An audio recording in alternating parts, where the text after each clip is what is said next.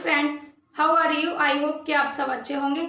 आपका वेलकम है आपके अपने यूट्यूब चैनल एक्सपर्ट ओपिनियन पर। और आज हम डिस्कस करेंगे child centred education and progressive education, यानी कि बाल केंद्रित शिक्षा और प्रगतिशील शिक्षा के बारे में।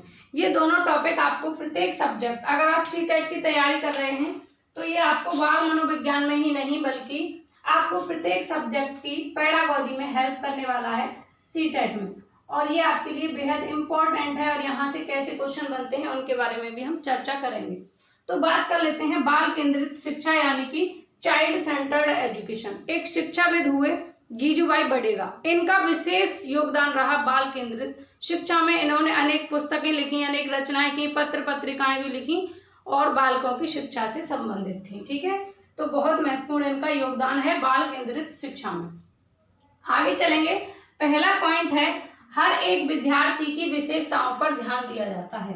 तो चाइल्ड सेंटर्ड एजुकेशन में क्या किया जाता है कि प्रत्येक विद्यार्थी की जो विशेषताएं हैं उन पर ध्यान दिया जाता है।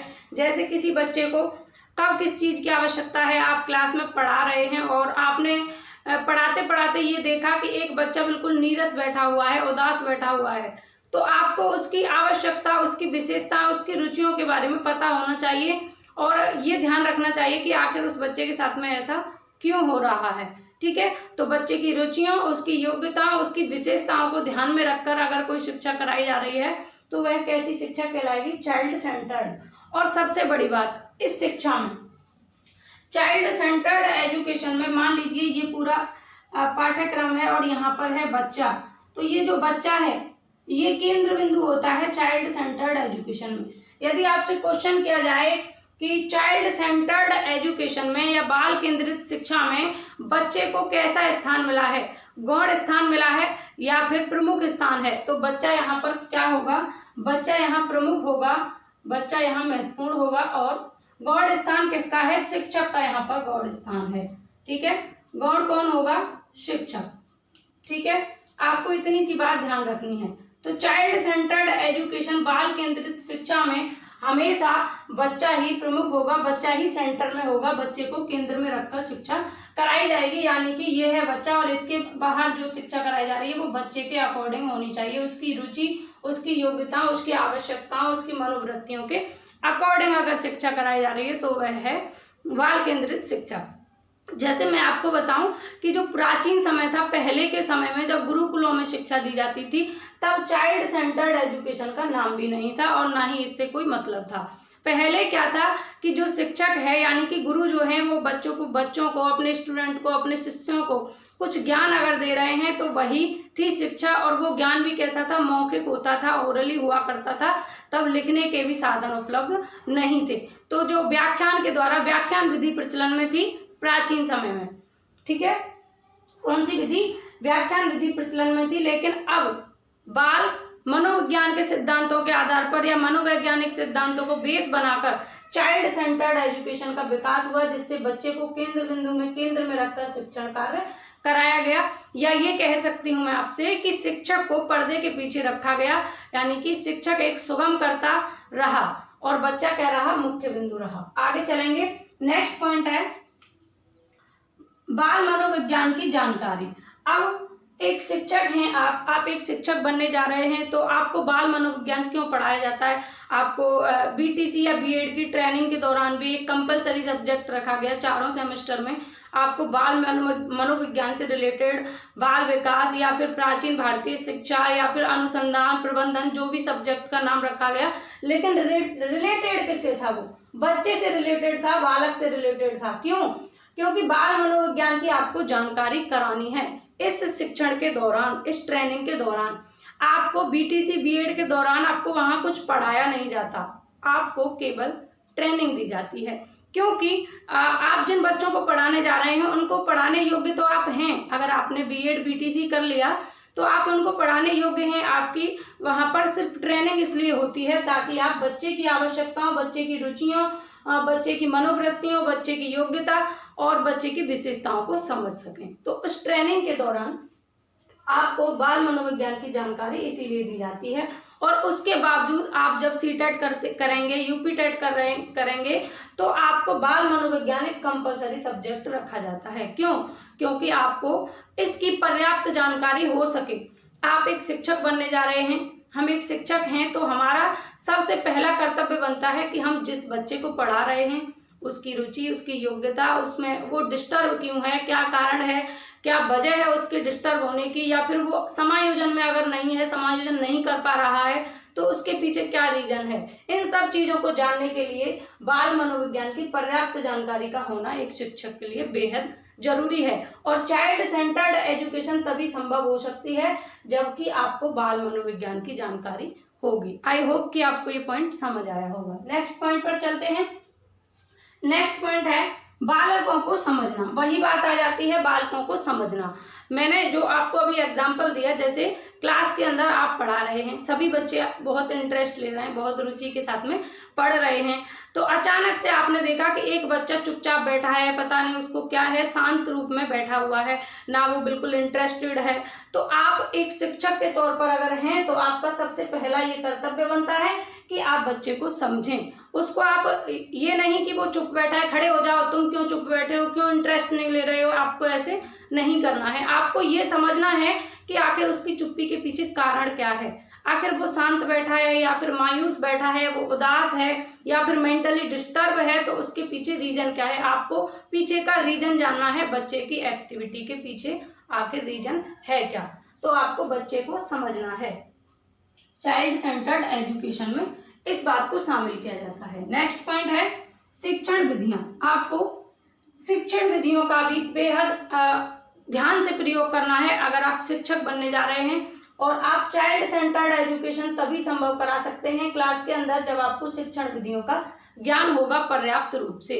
जैसे आप पढ़ाने लगे क्लास के अंदर, आपने क्या किया, क्लास में गए और क्लास में जाते ही आपने कहा नाउन की परिभाषा लिखो बच्चों, noun is the name of a person, place और थिंग। बच्चे को कुछ समझ में नहीं आया क्योंकि उसने पहली बार तो नाउन शब्द सुना और उसके बाद भी आपने उसे डायरेक्ट परिभाषाएं रट्टा लगाने का काम कर दिया। तो क्या होगा, यहाँ पर बच्चा बिल्कुल समझेगा नहीं और आपकी यहाँ पर चाइल्ड सेंटर्ड एजुकेशन फॉलो नहीं होगी।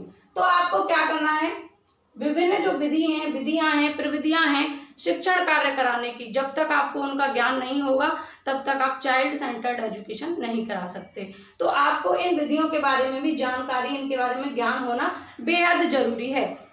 जैसे यहाँ पर मैंने आपको बताया कि आप गए क्लास में और आपने नाउन की परिभाषा लिखा दी कि इसको याद कर लो, लेकिन अगर आप इसी नाउन को उनको दूसरे तरीके से याद कराते कि बेटा इस आपको यहाँ पर इस विद्यालय में जितनी भी चीजें दिख रही हैं वो सब नाउन है, जैसे पेन है, जैसे मार्कर है, ठीक है, जैसे आपका डस्टर है, और जहाँ आप बैठे हैं इन पर जो भी चटाई है वो क्या है, नाउन है। यानी कि जो चीजें तुम्हें दिखाई दे रही हैं वो नाउन है। या किसी व्यक्ति का नाम, जैसे तुम्हारे बगल में तुम्हारा फ्रेंड बैठा है राम, ये क्या है, एक नाम है, नाउन है। जैसे आप इस गांव में रहते हैं, जो भी गांव है, जिस गांव का नाम है, तो किसी स्थान का नाम क्या होता है, नाउन होता है।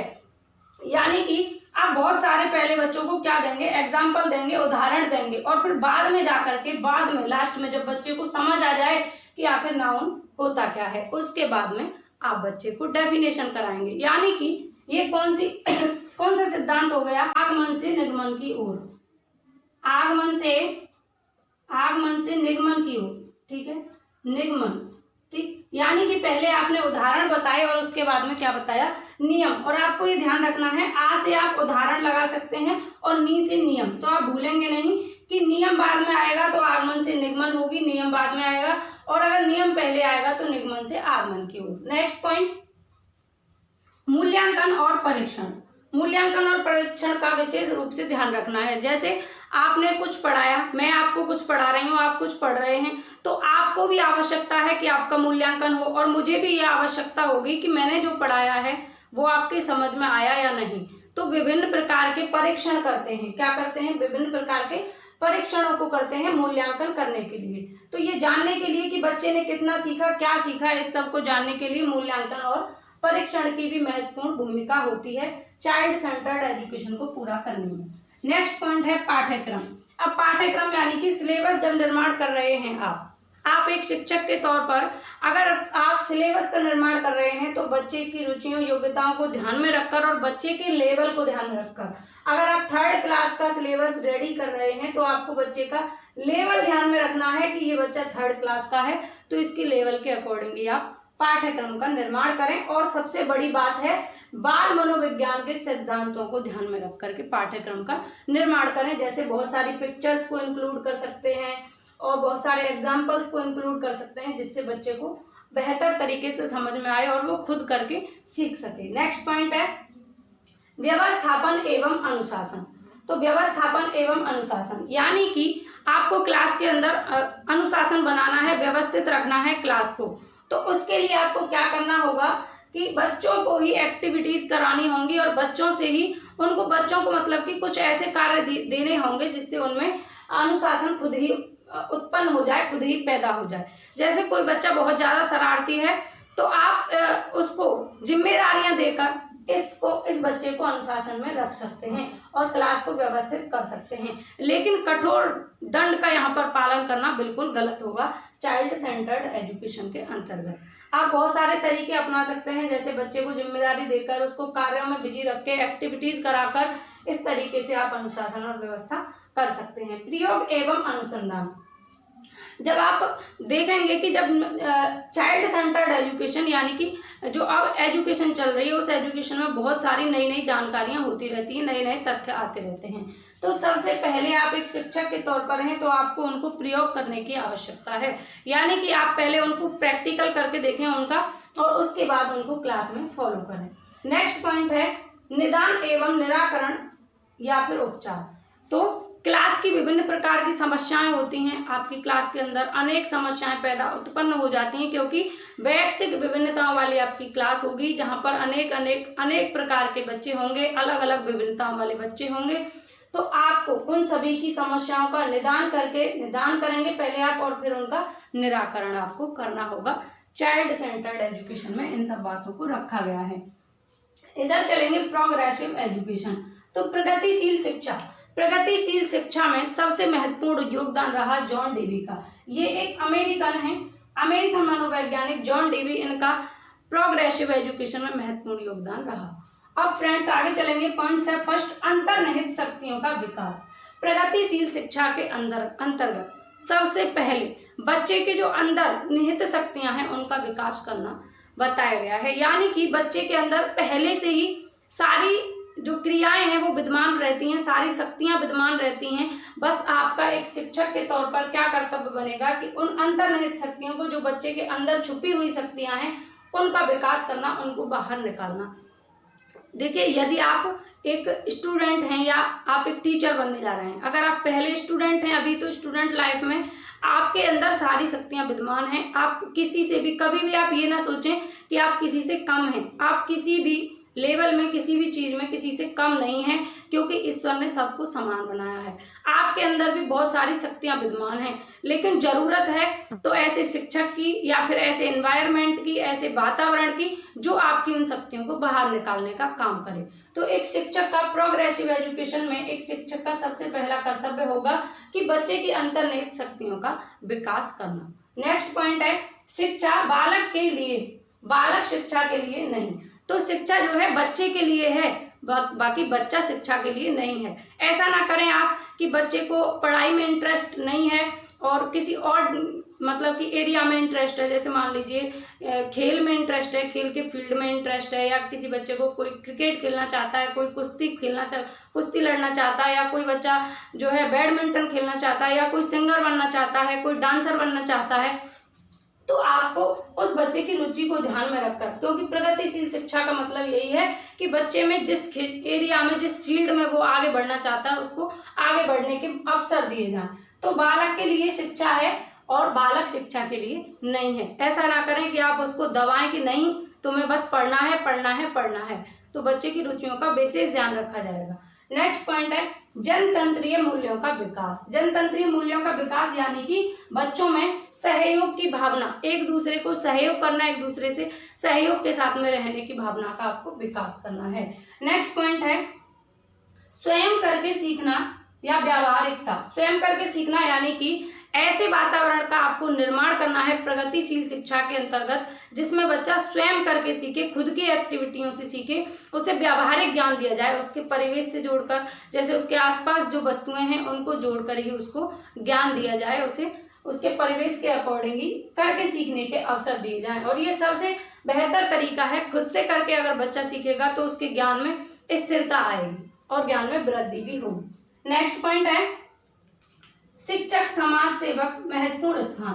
अब प्रगतिशील शिक्षा के अंतर्गत जॉन डीवी ने यह कहा कि शिक्षक का महत्वपूर्ण स्थान होता है। शिक्षक एक समाज सेवक है। क्या है? समाज सेवक। यानी कि इन्होंने, जॉन डीवी ने समाज किसे कहा? इन्होंने समाज विद्यालय को ही कहा, क्योंकि जॉन डीवी ने शिक्षा को त्रिमुखी प्रक्रिया बताया या त्रिध्रुवीय प्रक्रिया बताया। ये क्वेश्चन कई बार आपके बीटीसी या बीएड में भी पूछा जा चुका है और आपके सीटेट और यूपीटेट में भी पूछा जा चुका है और अब भी पूछे जाने के चांसेस हैं कि जो आपकी शिक्षण प्रक्रिया है इसको त्रिध्रुवीय प्रक्रिया किसने कहा है। तो ध्यान रखना है, जॉन डीवी ने इसे त्रिध्रुवीय प्रक्रिया कहा है, जिसमें इन्होंने शिक्षक, शिक्षार्थी और समाज को शामिल किया है, यानी कि शिक्षक, शिक्षार्थी और विद्यालय। तो इन्होंने कहा जॉन डीवी ने कि शिक्षक जो है एक समाज सेवक है और इसका महत्वपूर्ण स्थान है, शिक्षक का महत्वपूर्ण स्थान है। यहाँ पर क्या था? चाइल्ड सेंटर्ड एजुकेशन में शिक्षक का गौण स्थान था और बच्चा ही प्रमुख था, बच्चा ही सेंटर में था। ऐसा ही यहाँ पर है, लेकिन यहाँ पर शिक्षक का भी महत्वपूर्ण स्थान है, शिक्षक का गौण स्थान नहीं है, शिक्षक एक समाज सेवक है। और प्रगतिशील शिक्षा के अंतर्गत शिक्षक को क्या करना है वो मैं आपको बता देती हूँ। तो प्रगतिशील शिक्षा के अंतर्गत एक शिक्षक को ऐसे वातावरण का, ऐसे एनवायरनमेंट का निर्माण करना है जिससे बच्चे की चहुमुखी विकास हो सके, बच्चे की अंतर्निहित शक्तियों का विकास हो सके जो बच्चे के अंदर निहित हैं। और इन शक्तियों का विकास करने के लिए कौन महत्वपूर्ण है? यहाँ पर शिक्षक महत्वपूर्ण है। कौन है? शिक्षक महत्वपूर्ण है। नेक्स्ट पॉइंट है सामाजिक विकास के पर्याप्त अवसर। बच्चे को सामाजिक विकास के पर्याप्त अवसर दिए जाएं। ऐसे कार्य जैसे उसे सहयोग में रहने के लिए कहा जाए, और कोई कार्य विद्यालय में अगर करा रहे हैं, मान लीजिए कि आपके विद्यालय में बहुत सारे पेड़ पौधे लगे हुए हैं, तो आप 10 बच्चों को एक साथ भेजेंगे, बेटे जाओ इनको सिंचाई कर दो इन पेड़ों की, ताकि उनमें सहयोग की भावना आए। कोई पानी लेकर आएगा, कोई पानी डालेगा, इस तरीके की एक्टिविटीज करेगा। या फिर जैसे आपने जब बीटीसी किया होगा, आपने देखा होगा कि आपको टीचर्स कह देते हैं कि बेटा ये काम आप लोगों का है, इसको आप करेंगे, या कोई प्रोजेक्ट बनाना है, या फिर विद्यालय में किसी काम की जिम्मेदारी 10 बच्चों को दे दी जाती है, तो उन बच्चों में सहयोग की भावना का विकास होता है और उनमें मित्रत्व या बंधुत्व के संबंध का भी विकास होता है, और इससे क्या होगा? सामाजिक विकास के अवसर मिल सकेंगे।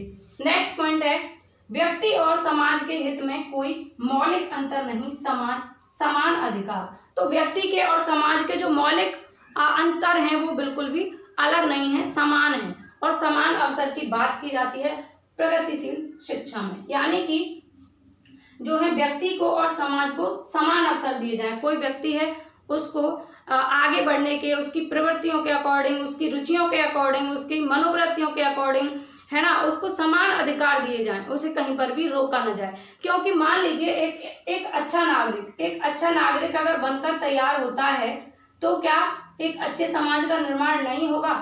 तो होगा, क्योंकि एक अच्छे नागरिक के बनकर तैयार होने का मतलब ही है एक अच्छे समाज का निर्माण होना। तो समाज और व्यक्ति अलग अलग नहीं है। अगर व्यक्ति के व्यक्तित्व में अंतर आएगा तो समाज में भी अंतर आएगा। यदि व्यक्ति शिक्षित होंगे तो समाज भी शिक्षित होगा। इसलिए इन दोनों में कोई मौलिक अंतर नहीं है और इन दोनों को समान अधिकार दिए गए हैं, समाज को और व्यक्ति को। नेक्स्ट पॉइंट है शिक्षा का निर्माण ज्ञान क्रिया द्वारा। शिक्षा का निर्माण या ज्ञान क्रिया के द्वारा।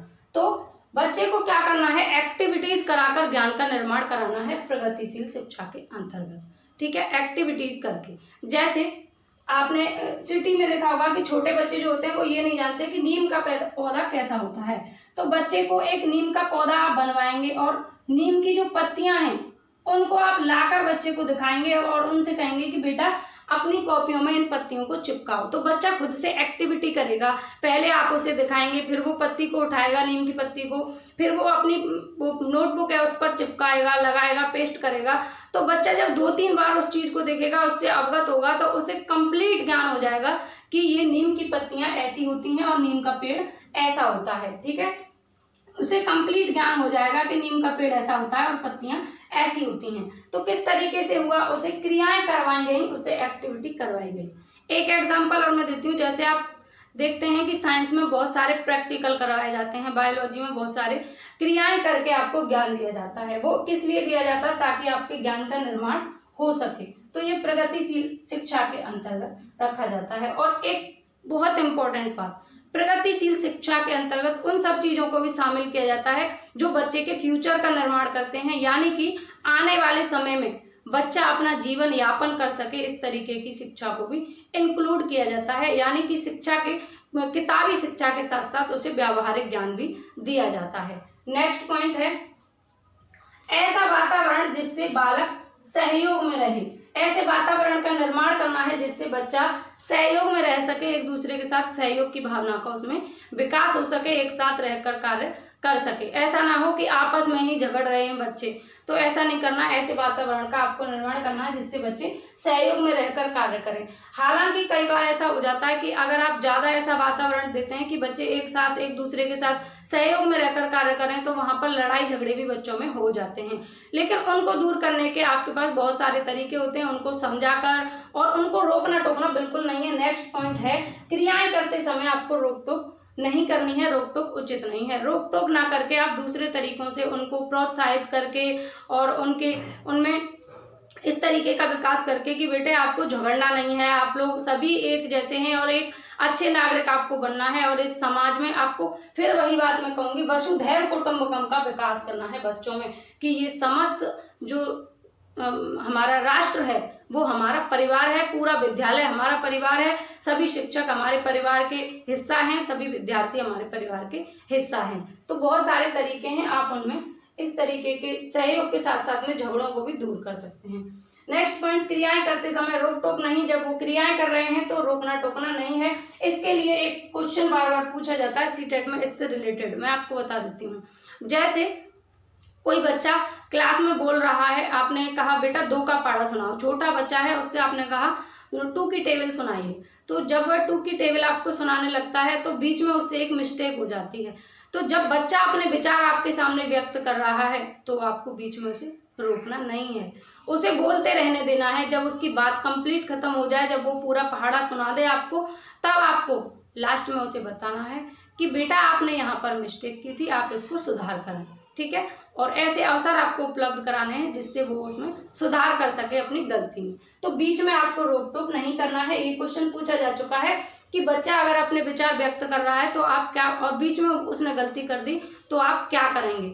तो आपको क्या उसमें ऑप्शंस दे देगा कि आप उसे रोक देंगे कि आपने गलती की है, या उसे अपने विचार व्यक्त करने देंगे, या फिर रोकना टोकना सही होगा या रोकना टोकना गलत होगा, या फिर रोकना टोकना गलत होगा लेकिन लास्ट में आप उसे उसकी गलतियां बता देंगे। तो आपको सही ऑप्शन का चुनाव करना है कि आपको बीच में तो बिल्कुल रोकना ही नहीं है। जब उसकी बात कंप्लीट खत्म हो जाए तब आप उसे बता सकते हैं कि आपने यहाँ पर मिस्टेक कर दी थी। क्योंकि ये क्यों नहीं रोकना टोकना होता है प्रगतिशील शिक्षा के अंतर्गत, इसका रीजन भी मैं आपको बता देती हूँ। क्योंकि आप जिन छोटे बच्चों को पढ़ाने जाएंगे, वो छोटे बच्चे आपके सामने जब अपने विचार व्यक्त करते हैं तो बहुत हिम्मत करके तो वो उठ कर आते हैं। आप देखेंगे जब आप टीचिंग के दौरान गए होंगे, जब आपने टीचिंग की होगी, तो जो छोटे बच्चे होते हैं आप उनसे 10 बार अगर कहेंगे बेटे खड़े होकर आओ, आप खड़े होकर आओ, तो कम से कम 10 बार में तो वो आते हैं। क्योंकि उनको डर रहता है कि हमारे शिक्षक जो हैं, जो हमारे नए टीचर आए हैं, ये हमें पिटाई ना लगा दें, या फिर क्यों बुला रहे हैं, क्या रीजन है। कुछ झिझक होती है, कुछ डर होता है, बहुत सारी बातें होती हैं, क्योंकि छोटा बच्चा अपने घर से जो है कुछ अनुभव लेकर आता है। तो आप जब वो आपके पास आ गया, बहुत हिम्मत करके आया, फिर उसने बहुत सारी हिम्मत जुटाई होगी, जब वो अपने विचार व्यक्त करने लगा, तो आप अगर बीच में उसे रोक टोक देंगे तो वो अपने विचारों को व्यक्त नहीं कर पाएगा और वहीं पर वो रुक जाएगा, फिर आगे बोलने की उसकी हिम्मत होगी नहीं। इसलिए आपको बीच में रोक टोक नहीं करनी है। नेक्स्ट पॉइंट है अनुशासन के लिए उत्तरदायित्व की भावना। यानी कि आपको अनुशासन बनाने के लिए क्या करना है, उत्तरदायित्व की भावना का विकास करना है। यानी कि उन्हें जिम्मेदारियां देनी है, बच्चों को क्या देना है, जिम्मेदारियां। जैसे आपकी क्लास में कोई समस्यात्मक बच्चा है या बहुत शरारती बच्चा है, तो आपको क्या करना है, उस बच्चे को ही उत्तरदायित्व दे देना है। जैसे क्लास के अंदर आप बैठे हैं और आपको पढ़ाते पढ़ाते बीच में प्रिंसिपल सर ने बुला लिया, तो अब आप क्या करेंगे, इतने टाइम के लिए जो क्लास छोड़कर जा रहे हैं 2 मिनट 5 मिनट, उस टाइम में तो बच्चे तांडव करना शुरू कर देंगे। तो आपको करना क्या है, जो बच्चा सबसे ज़्यादा शरारती है उसी बच्चे को, क्योंकि आपके जाते ही सबसे पहले वही शरारत करना शुरू करेगा। ये एक बहुत व्यावहारिक एग्जाम्पल है और ये देखा भी गया है। और ऐसा जब हम पढ़ा करते थे डीएलएड में तो हम भी क्या करते थे इस तरीके की एक्टिविटी। तो मैं आपको बता दूं, आपको क्या करना है, जो ज़्यादा शरारती बच्चा है उसी बच्चे से कहकर जाना है कि बेटा आप पूरी क्लास का संचालन करेंगे, कोई भी बच्चा शरारत ना करे, आपको ध्यान रखना है। तो वो बच्चा ये भूल जाएगा कि उसको शरारत करनी है, क्योंकि पहले तो उसे ये ध्यान था कि टीचर्स के जाते ही मैं शरारत करना शुरू कर दूंगा। लेकिन अब उसे एक बात ध्यान रह गई, क्योंकि उसमें उत्तरदायित्व आपने क्या दे दी, उसे जिम्मेदारी दे दी, उत्तरदायित्व आ गया उसका कि मुझे सब लोगों का ध्यान रखना है कि कोई ऊधम ना करे, कोई भी शरारत ना करे। तो उस बच्चे को यही ध्यान रहा और उसने पूरी क्लास को ये ध्यान रखा, संचालन किया, पूरी क्लास का ध्यान दिया कि कोई भी बच्चा शरारत तो नहीं कर रहा है। तो शरारत वहीं पर उसकी खत्म हो जाती है। धीरे धीरे जब आप ऐसा रेगुलर करते हैं तो उस बच्चे में ऐसा विकास हो जाएगा कि एक दिन वो खुद ही बंद हो जाएगा शरारत करना उसका, और उसमें भी उत्तरदायित्व की भावना आ जाएगी, जिम्मेदारी नाम की चीज को समझने लगेगा। तो चाइल्ड सेंटर्ड एजुकेशन और प्रोग्रेसिव एजुकेशन, इन सब बातों को शामिल किया जाता है। और फ्रेंड्स, इससे रिलेटेड फिर भी आपका कोई क्वेश्चन, कोई क्वेरी हो तो आप कमेंट सेक्शन में पूछ सकते हैं। मैंने बहुत अच्छे तरीके से प्रयास किया आपको समझाने का, और फिर भी सुधार की गुंजाइश हमेशा रहेगी। आपका कोई क्वेश्चन, कोई क्वेरी तो आप बता सकते हैं। आज के लिए बस इतना ही। अच्छा लगा हो मेरा प्रयास आपको तो एक लाइक कर दें वीडियो को, और अपने फ्रेंड्स के साथ में शेयर जरूर करें, जिससे सभी को लाभ हो सके। और फ्रेंड्स, चैनल पर पहली बार आए हैं तो चैनल को सब्सक्राइब कर लें। Take care, Radhe Radhe.